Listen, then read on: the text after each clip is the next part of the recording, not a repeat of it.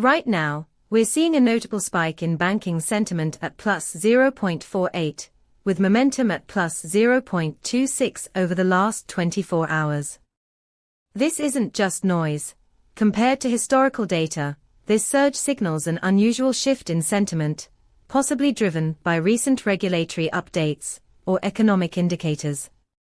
When you query our API, you'll receive actionable insights, including sentiment scores, momentum tracking, and semantic clusters to dissect the conversation around banking. Imagine integrating this into your trading algorithms or risk assessment models to anticipate market shifts before they happen. The potential is clear. Leverage our API to stay ahead of trends, enhance decision-making, and refine your models. For more details, visit pulsebit.lojenterprise.com/docs.